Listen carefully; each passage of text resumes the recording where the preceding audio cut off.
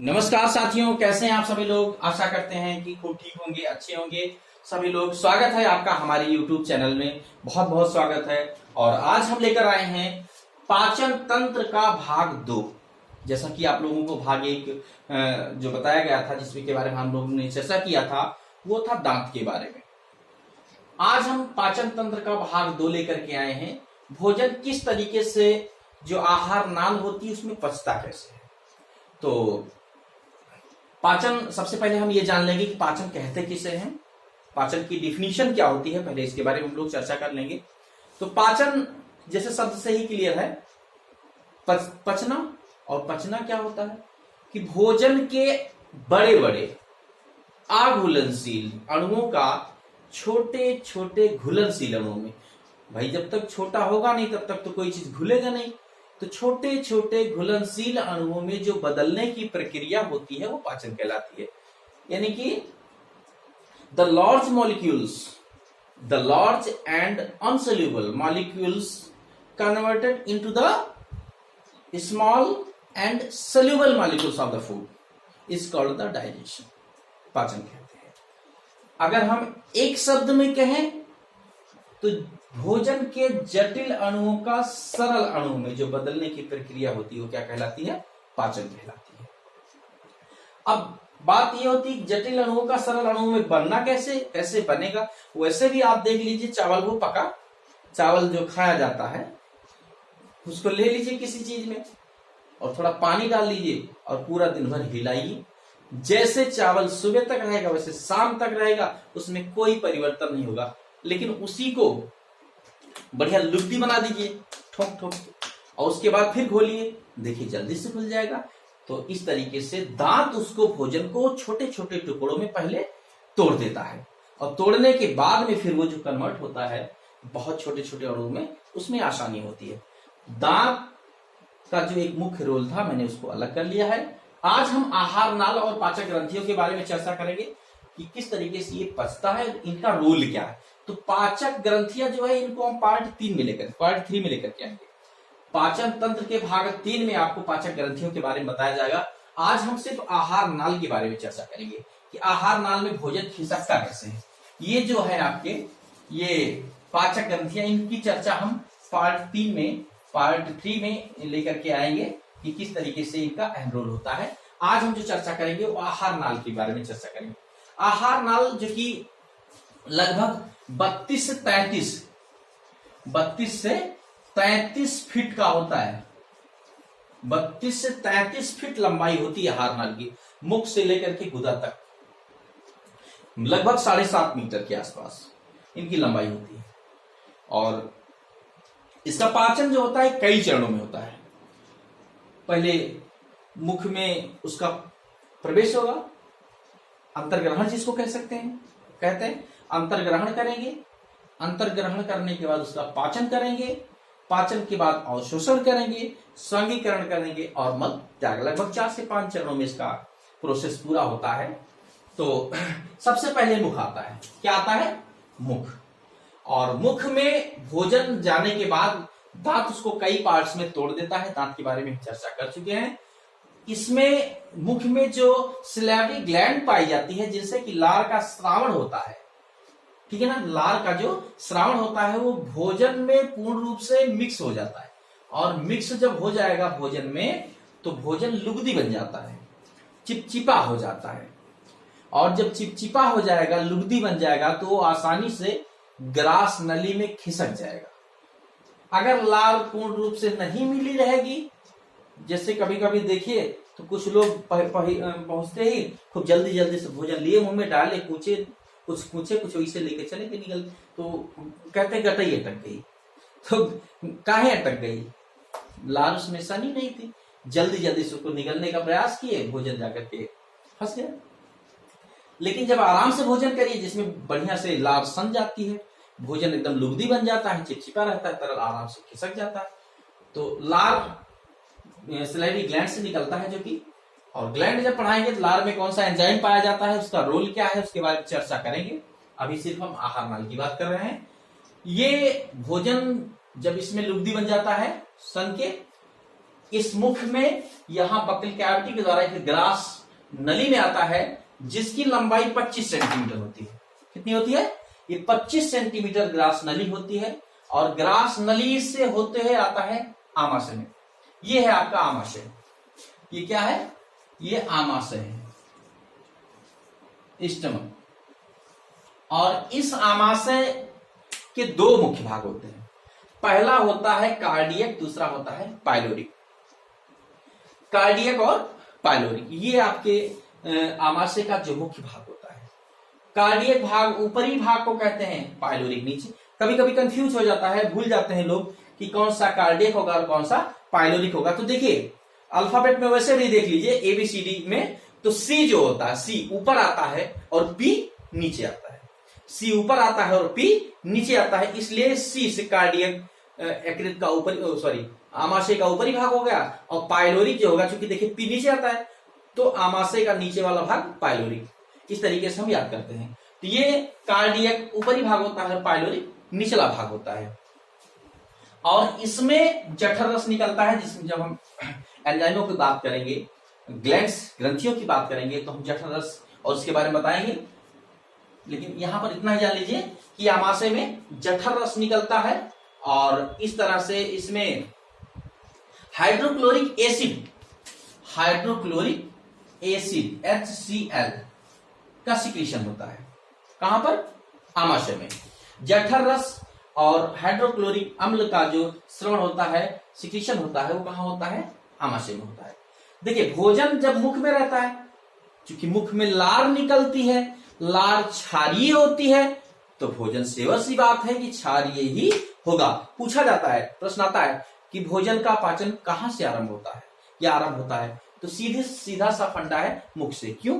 क्योंकि परिभाषा से ही एकदम निहित है कि भोजन के बड़े बड़े अणुओं का छोटे छोटे अणुओं में बदलने की क्रिया कौन करता है? दांत होता कहां है? मुख में। इसलिए क्लियर है कि जो भोजन का पाचन होता है वो कहां से आरंभ होता है? मुख से। इसमें कोई नो डाउट।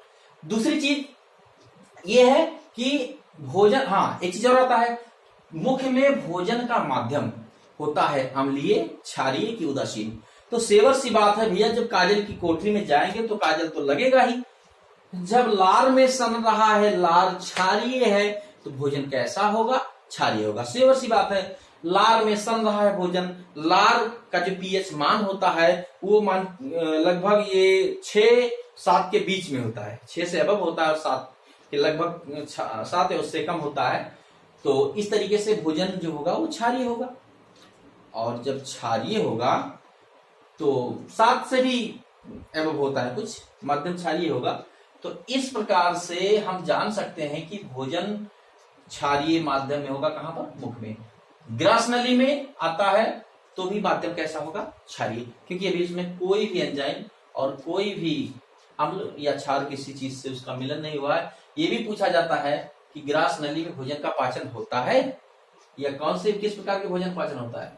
ग्रास नली में किसी भी प्रकार के भोजन का पाचन नहीं होता है। ग्रास नली 25 सेंटीमीटर लंबी होती है, इसमें किसी प्रकार के भोजन का पाचन नहीं होता है। ये आता है आपके आमाशय में पहुंचता है और निकलती क्या है? HCl। अब ये HCl है क्या? क्योंकि ये अम्ल है। ये Cl क्या है? ये अम्ल है। अम्ल, क्षार, लवण जब हम पढ़ाएंगे तो उसके बारे में चर्चा करेंगे कि जो H+ आयन देता है, जो H+ आयन देता है वो अम्ल होता है। जो H+ आयन देता है वो अम्ल होता है, और जो OH- आयन देता है वो क्षार। जैसे आपका NaOH जब टूटता है तो Na+ और OH- में टूट जाता है। तब इसके बारे में चर्चा बाद में करेंगे, जब हम आपको अम्ल, क्षार और लवण पढ़ाएंगे तब उसके बारे में चर्चा किया जाएगा। आज के डेट में यही कि यहां पर निकलता है अम्ल। क्या निकलता है? अम्ल। वो है कौन सी? HCl। तो जब भोजन में HCl सन जाता है तो माध्यम उसका बदल जाता है। तो किस माध्यम में आ जाता है? भोजन आ जाता है आपका अम्लीय माध्यम में। मुख में भोजन क्षारीय माध्यम में, लेकिन आमाशय में जब आता है भोजन तो किस माध्यम में हो जाता है? अम्लीय माध्यम में हो जाता है। क्यों हो जाता है? क्योंकि यहां इसको मिलती है HCl। HCl है क्या? एक अम्ल है। अम्ल क्यों है? बता दिया गया। H+ आयन जो थे, इसका नाम ही है, इस HCl का नाम ही है हाइड्रोक्लोरिक अम्ल। हाइड्रोक्लोरिक अम्ल। ये भोजन आता है, भोजन को सीधे कहती है आइए, वेलकम, स्वागत है आपका, जैसे आएगी ये मिल जाएगा। अच्छे से समझ जाएगा। भोजन का जो माध्यम होगा वो कैसा होता है, अम्लीय। अम्ल का मतलब खट्टापन होता है। जैसे खाना खाने के बाद अभी 1.5 घंटे बाद, 2 घंटे बाद देखिए हल्की डकार आती है तो हल्का खट्टा खट्टा सा लगता है नहीं लगता है। तो इस प्रकार से जो भोजन होता है आमाशय में, वो किस माध्यम में होता है, अम्लीय माध्यम में होता है। आमाशय में भोजन किस माध्यम में होता है, अम्लीय माध्यम में होता है। मुख में भोजन किस माध्यम में होता है, क्षारीय माध्यम में होता है। क्यों होता है, दोनों चीजें क्लियर कर दी गई। इसमें लार से इनका मिलन होता है इसलिए क्षारीय माध्यम, इसमें HCl निकलती है जो कि अम्ल है, इसलिए आमाशय में भोजन अम्लीय माध्यम में। इसके आमाशय के जो दोनों भाग हैं, एक होता है कार्डियक, एक होता है पाइलोरिक। दोनों महत्वपूर्ण भाग हैं। कार्डियक के द्वारा एंट्री करता है और पाइलोरिक, ये पाइलोरिक यहाँ एक डक्ट पाई जाती है। यहां पर जो है एक पाइलोरिक डक्ट होता है। इसके सबसे निचले आमाशय के सबसे निचले भाग में यहां पर एक पाइलोरिक डक्ट होती है, जिसके थ्रू भोजन आमाशय से ड्यूडेनम की ओर तो आता है, परंतु ड्यूडेनम से कभी आमाशय की ओर भोजन नहीं आता, उसको रोक देता है। तो कौन इसको रोकने का कार्य कौन करता है, यही पाइलोरिक डक्ट, ये जिसको पाइलोरिक वाल्व भी कहते हैं, पाइलोरिक वाल्व भी कहते हैं। ये रोकने का कार्य करता है। आमाशय से ड्यूडेनम की ओर भोजन कब आएगा, इसमें लगभग 2 से 2.5 घंटे तक भोजन टिकता है इसमें, आमाशय में। इसके बाद क्रमाकुंचन गति होती है, अकुंचन, ठीक है ना, ये पैरासिटिक मूवमेंट होती है इस तरीके से। तो इस तरीके से जब होगी तो भोजन क्या होता है, धीरे धीरे जो है वो खिसकता है। किधर खिसकेगा, पाइलोरिक वाल्व की ओर, और पाइलोरिक वाल्व ये खुलता है धीरे से, भोजन इसमें चला आता है। और इस तरीके से होता है कि भोजन जाने के लिए तो जा सकता है, परंतु लौटने के लिए अपने आप वाल्व ऑटोमेटिकली बंद हो जाएगा। भोजन कभी भी ड्यूडेनम से होकर के आमाशय में नहीं आता है। अब इस प्रकार से ये भोजन यहां से खिसकते हुए ड्यूडेनम में आता है। ये भी पूछा जाता है, कभी कभी पूछ लिया जाता है में से आहार नाल के किस भाग में भोजन का पाचन है, तो मैंने आपको बता दिया था, ये आपकी ग्रस नली। दूसरा जो सबसे महत्वपूर्ण होता है वो ड्यूडेनम होता है। इस ड्यूडेनम में कभी भी भोजन का पाचन नहीं होता है, ड्यूडेनम में कभी भी भोजन का पाचन नहीं होता है। यहां से भोजन खिसकते हुए आता है और निचले सिरे पर ये अग्नाशय होता है। ये क्या होता है, अग्नाशय है, पत्ती सदृश संरचना, पत्ती सदृश संरचना इसी अग्नाशय की ही होती है। और इसमें से जो निकलने वाला अग्नाशयिक रस है, अग्नाशय से निकलने वाला अग्नाशयिक रस है, यकृत से निकलने वाला जो पित्त रस है, ये पित्ताशय होता है, पित्त रस यहां से निकलता है। इसके अकुंचन के बाद यहां से जो निकलता है, ये दोनों आकर के ड्यूडेनम में निचले सिरे पर मिलते हैं और छोटी आंत की ओर खिसक जाते हैं।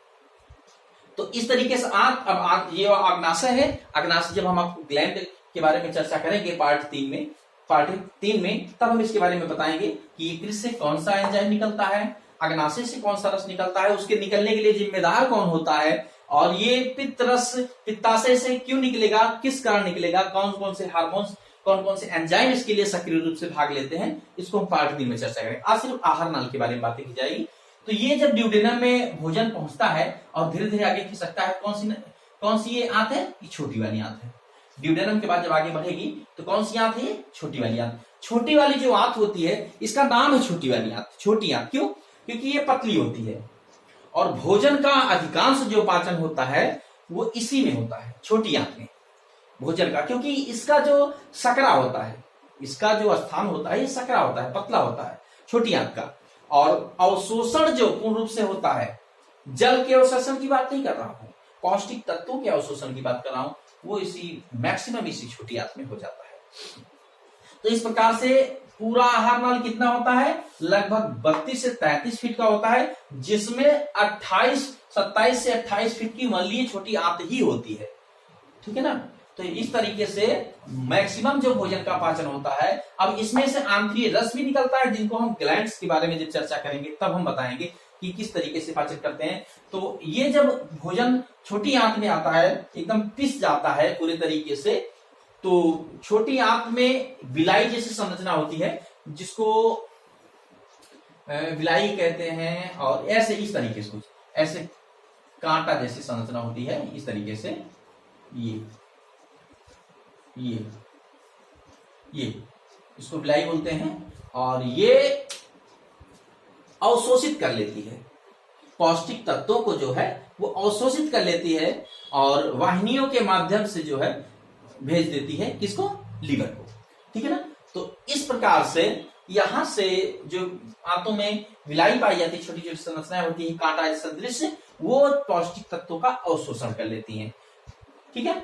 पूछा जाता है कि पौष्टिक तत्वों का अवशोषण कहाँ होता है, तो छोटी आंत में होता है। लेकिन अगर पूछा जाता है कि जल का अवशोषण कहाँ होता है, तो वो बड़ी आंत में होता है। जल का अवशोषण बड़ी आंत में, पौष्टिक तत्वों का अवशोषण छोटी आंत में। छोटी आंत लंबाई में बड़ी होती है और बड़ी आंत लंबाई में छोटी होती है, एकदम जस्ट अपोजिट। मतलब छोटी आंत जो होती है वो आपकी होती है लगभग 26 से लगभग 27 फीट की, 26-27 फीट की होती है। और जो बड़ी आंत होती है ये होती है लगभग 2 से 3 फीट की, 2 से 2.5 फीट 3 फीट के आसपास ही ऐसी होती है बड़ी वाली आंत। बड़ी वाली आंत में जल का अवशोषण होता है, पौष्टिक तत्वों का अवशोषण नहीं होता है, पाचन नहीं होता, इसमें जल का अवशोषण होता है। ये अपेंडिक्स होता है जब कभी भोजन के कण यहां से प्रवेश किए और भूल से, ये एक प्रकार के अवशेषी अंग होते हैं। अवशेषी अंगों का मतलब होता है कि ऐसे अंग जो कभी मानव में थे लेकिन वो वर्तमान में धीरे धीरे क्या हो रहे हैं, विलुप्त हो रहे हैं, उन्हें अवशेषी अंग कहा जाता है। जैसे मनुष्य में कई सारे अवशेषी अंग हैं, ये आपका अपेंडिक्स हो गया, और जो कि अभी भी शाकाहारी जंतुओं में है, जैसे गाय भैंस हो गए, इनमें सब में पाई जाती है, बड़ी होती है। और पुच्छ का जो गड्ढा होता है, जो जैसे कि कभी बंदरों कहा जाता है कि मनुष्य में पूंछ हुआ करती थी, और उसके बाद में आंख के पास में निवेशक पटल जो होती है। इस प्रकार से कुछ ऐसे अवशेषी अंग हैं जो कभी थे, पूर्व से सक्रिय भी थे, लेकिन इस समय जो है वो धीरे धीरे क्या है, विलुप्त हो रहे हैं। उन्हें अवशेषी, अवशेषी का मतलब जो विलुप्त हो रहे हैं और अवशेष मात्र बचे हैं उसे ही अवशेषी अंग कहते हैं। तो ये आपका अपेंडिक्स होता है, ये अवशेषी अंग ही होता है। कभी भूल से भोजन का कण अगर इसमें आ गया तो सड़ने लगता है, कहते हैं अपेंडिक्स हो गया है। तो इस प्रकार से यहाँ पर भोजन का जो बेस्ट मटेरियल होता है वो बड़ी आंत में आता है। बड़ी आंत में धीरे धीरे खिसकते खिसकते इस प्रकार से आगे की ओर बढ़ता है।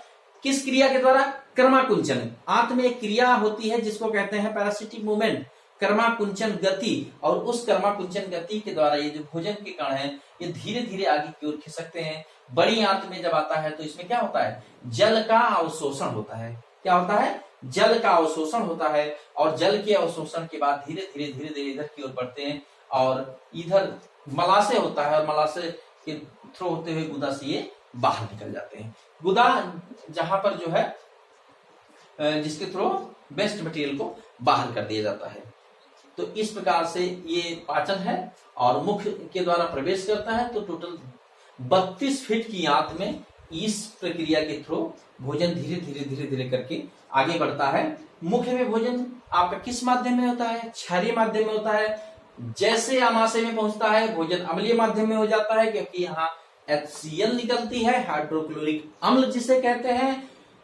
अम्ल में सड़ने के बाद ये आपका माध्यम बदल जाएगा, अम्लीय माध्यम में हो जाएगा। लेकिन जब भोजन यहां से आगे की ओर बढ़ेगा तो यहां अग्नाशय से निकलने वाला अग्नाशय के रस, यकृत से निकलने वाला पित्त रस, जब दोनों आकर के मिलते हैं तो फिर आपके भोजन का जो माध्यम होता है वो कैसा होता है, वो अपने आप क्षारीय माध्यम में हो जाएगा। HCl बहुत महत्वपूर्ण होती है, ये भोजन को पचाने में, गलाने में बहुत महत्वपूर्ण भूमिका अदा करती है। वैसे भी किसी चीज पे अगर अम्ल डाल दीजिए, देखिए धीरे धीरे गल जाए। किसी कागज पे देखिए अम्ल डाल करके, कोई भी अम्ल डाल दीजिए तो देखिए कागज जो है धीरे धीरे लुगदी हो जाएगा, गल जाएगा, एसिड। तो इस प्रकार से एसिड किसी भी चीज पे आप डाल देंगे गलाने, तो हाइड्रोक्लोरिक अम्ल गलाने का काम बहुत तेजी से करती है। अभी मान लीजिए कोई चीज खा लिया है, हड्डी वड्डी आ गई अंदर में, चिकन मटन खा लिया, हड्डी छोटी सी अंदर चली गई, अब तो बड़ी संख्या हो गई भैया, डर हो गई कि अब हड्डी चली गई, अब होगा क्या। तो इसमें HCl बैठा हुआ है, उसीलिए वो कहता आइए। तो HCl अम्ल है, वो हड्डी को जो है वो धीरे धीरे गलाने का काम करता है, बिल्कुल गला देता है। इस तरीके से धीरे धीरे धीरे धीरे जो है ये आगे की ओर बढ़ता रहता है भोजन। छोटी आंत से होते हुए बड़ी आंत से होते हुए इस तरीके से भोजन जो है वो शरीर से बाहर मलाशय, उसके बाद गुदा के द्वारा वेस्ट मटेरियल शरीर से बाहर निकल जाता है। तो अगला जो पार्ट हमारा है वो हम पार्ट 3 में जो पाचक ग्रंथियां हैं, डाइजेस्टिव ग्लैंड्स, कैसे कैसे डाइजेस्टिव ग्लैंड्स और उनके अंतर्गत निकलने वाले जो एंजाइम्स हैं वो कैसे कैसे कार्य करते हैं, कैसे किसको तोड़ते हैं और किसमें तोड़ते हैं, इन सब की बारे में हम चर्चा पार्ट 3 में लेकर के आएंगे। आज की डेट में हमारा आहार नाल मुख क्लियर हो गया, भोजन का अंतर्ग्रहण होता है, स्लाइवरी ग्लैंड के द्वारा निकलने वाली स्लाइवा लार भोजन सनता है, आता है ग्रास नली में, कितनी होती है 25 सेंटीमीटर लंबी होती है, इसमें पाचन नहीं होता है, भोजन का पाचन ग्रास नली में बिल्कुल भी नहीं होता है। वहां से आता है आमाशय में, 2 भाग हैं, कौन कौन से, कार्डियक भाग और पाइलोरिक, कार्डियक ऊपर पाइलोरिक नीचे, समझ गए ना। निकलता है इसमें HCl है, क्या निकलता है HCl इसमें निकलता है। HCl है क्या, हाइड्रोक्लोरिक अम्ल है। और भोजन किस माध्यम में हो जाएगा, अम्लीय माध्यम में हो जाएगा, आमाशय में। इसके बाद में पाइलोरिक भाग का सबसे जो निचला भाग होता है आमाशय का, आमाशय के सबसे निचले भाग में यहाँ पर पाइलोरिक डक्ट पाई जाती है, पाइलोरिक वाल्व पाए जाते हैं, जिसके द्वारा भोजन आमाशय से ड्यूडेनम की ओर तो आता है, परंतु ड्यूडेनम से कभी आमाशय की ओर भोजन नहीं जा पाता है। और इस तरीके से आगे जब पढ़ेंगे तो अग्नाशय आता है, अग्नाशय से निकलने वाला अग्नाशय ग्रस, यकृत से निकलने वाला पित्तरस, ये ड्यूडेनम के सबसे निचले भाग में मिलता है, भोजन का माध्यम फिर क्षारीय हो जाता है। और ये छोटी आंत जिसकी लंबाई होती है लगभग 26 से 27 फीट, और इसमें भोजन का मैक्सिमम पाचन होता है, maximum digestion activity inside the ilium. इसमें स्मॉल इंटेस्टाइन छोटी आंत में होता है। और इसके बाद में बड़ी आंत जिसमें जल का अवशोषण होता है, और वेस्ट मटेरियल आपका जो होता है वो मलाशय से आगे बढ़ता हुआ गुदा के द्वारा शरीर से बाहर निकल जाता है। एंजाइमों के बारे में हम जो चर्चा करेंगे, आपकी सैलिवरी ग्लैंड्स हैं, उसके बाद में यकृत है, अग्नाशय है, और जो आंतरिक ग्रंथियां हैं इनसे निकलने वाले जो रस हैं उसके बारे में हम पाचन तंत्र के भाग 3 में लेकर के आएंगे चर्चा।